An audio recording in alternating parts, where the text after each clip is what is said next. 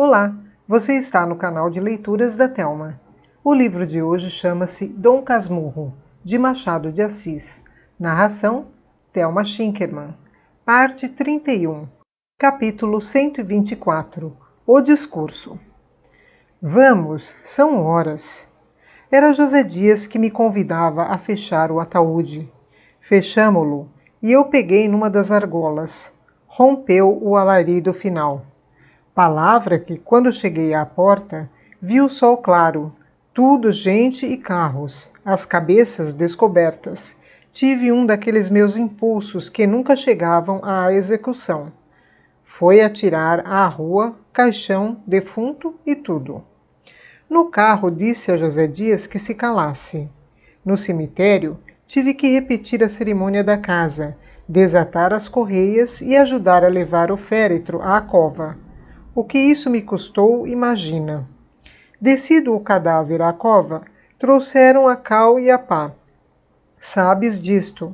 Terás ido a mais de um enterro, mas o que não sabes nem pode imaginar nenhum dos teus amigos, leitor, ou qualquer outro estranho, é a crise que me tomou quando vi todos os olhos em mim, os pés quietos, as orelhas atentas, e, ao cabo de alguns instantes de total silêncio, um sussurro vago, algumas vozes interrogativas, sinais, e alguém, José Dias, que me dizia ao ouvido: então fale.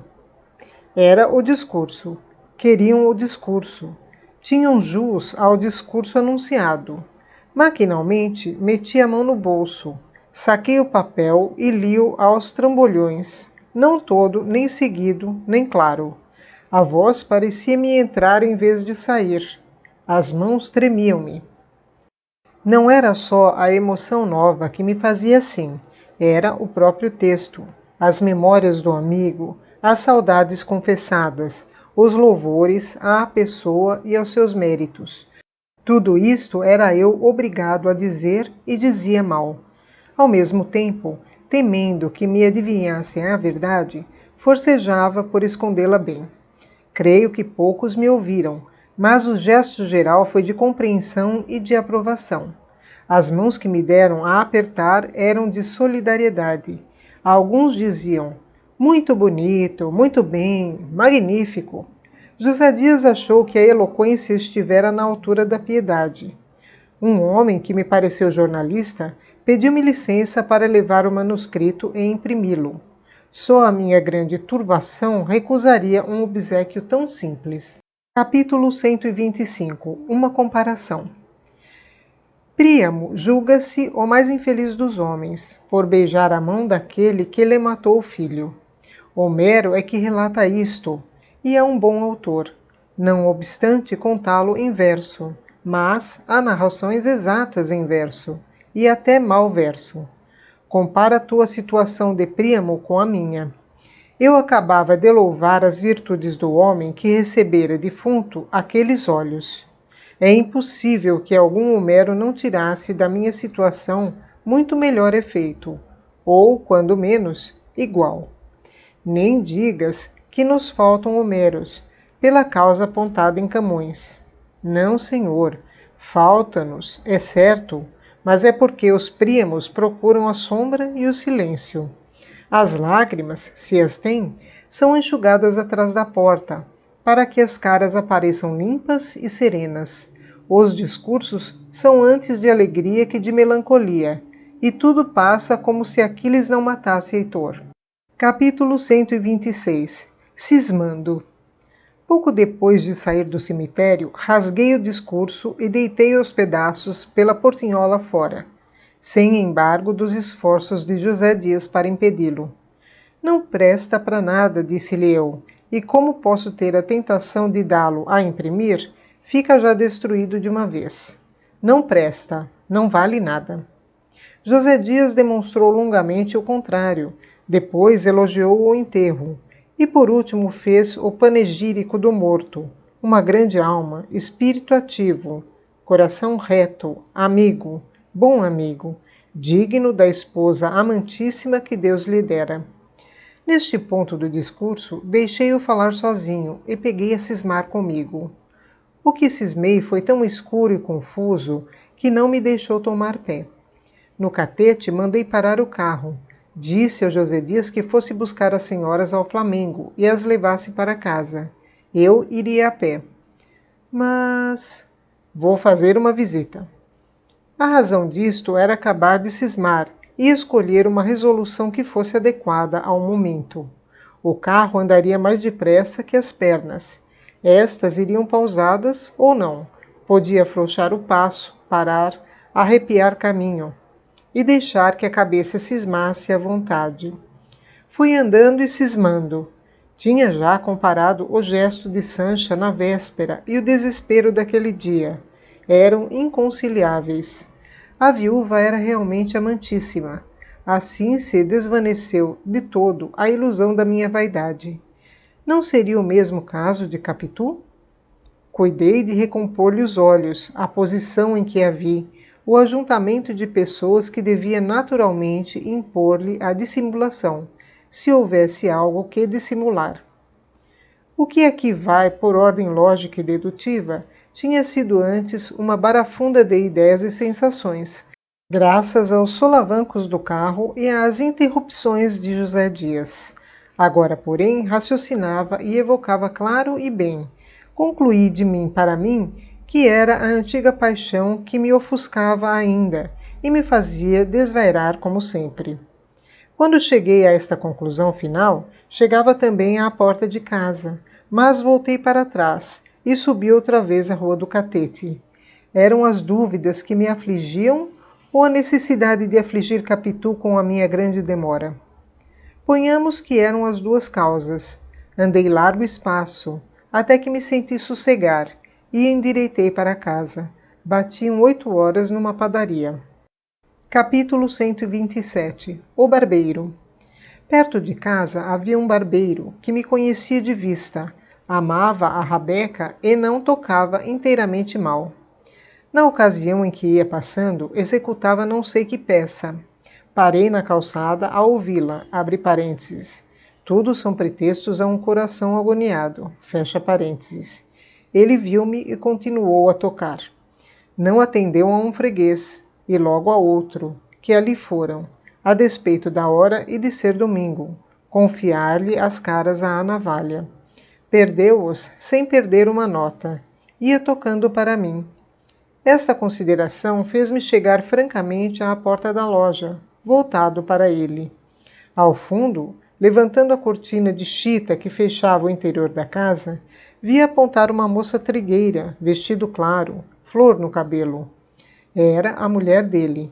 Creio que me descobriu de dentro e veio agradecer-me com a presença o favor que eu fazia ao marido. Se me não engano, chegou a dizê-lo com os olhos. Quanto ao marido, tocava agora com mais calor, sem ver a mulher, sem ver fregueses. Grudava a face no instrumento, passava a alma ao arco e tocava, tocava. Divina arte! Ia-se formando um grupo. Deixei a porta da loja e vim andando para casa. Enfiei pelo corredor e subi as escadas sem estrépito. Nunca me esqueceu o caso deste barbeiro, ou por estar ligado a um momento grave da minha vida, ou por esta máxima, que os compiladores podem tirar daqui e inserir nos compêndios de escola. A máxima é que a gente esquece devagar as boas ações que pratica, e verdadeiramente não as esquece nunca. Pobre barbeiro, perdeu 2 barbas naquela noite, que eram o pão do dia seguinte, tudo para ser ouvido por um transeunte. Supõe agora que este, em vez de ir-se embora, como eu fui, ficava à porta a ouvi-lo e a enamorar-lhe a mulher.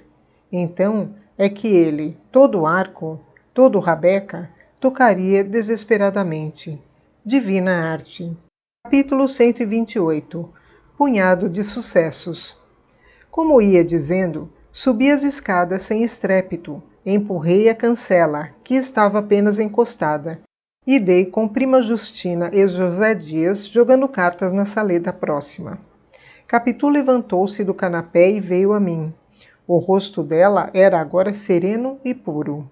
Os outros, suspenderam o jogo e todos falamos do desastre e da viúva. Capitu censurou a imprudência de Escobar e não dissimulou a tristeza que lhe trazia a dor da amiga. Perguntei-lhe por que não ficara com Sancha aquela noite. Tem lá muita gente. Ainda assim ofereci-me, mas não quis.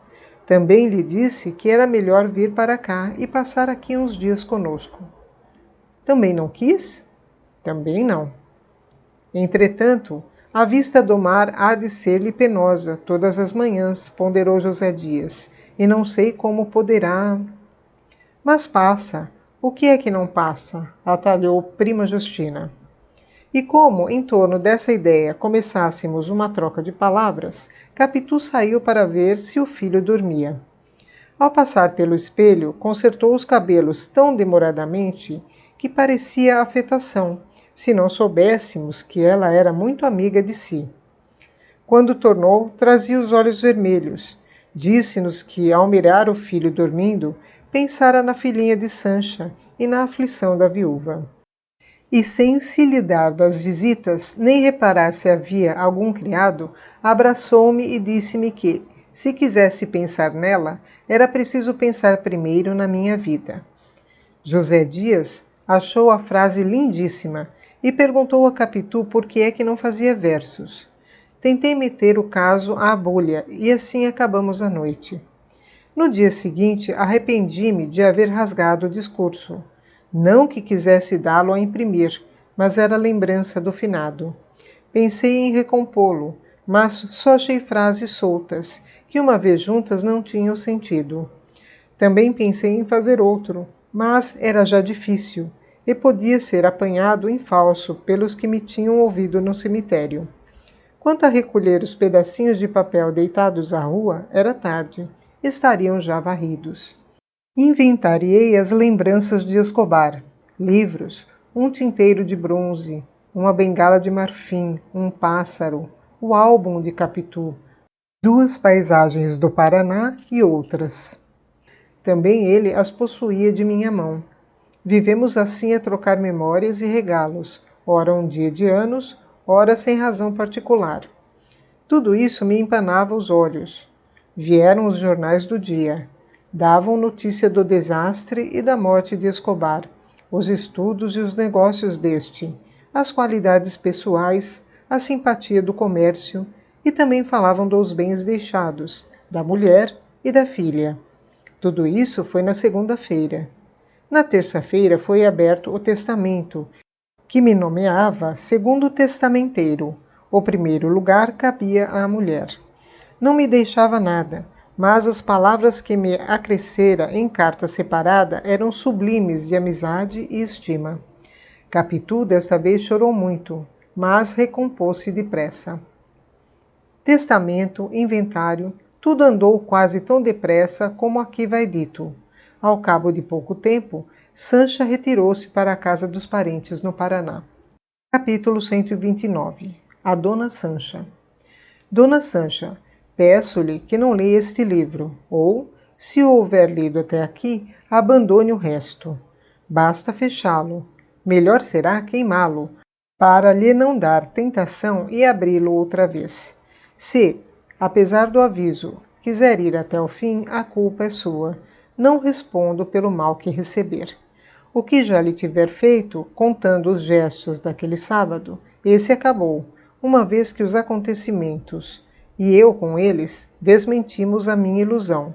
Mas o que agora alcançar, esse é indelével.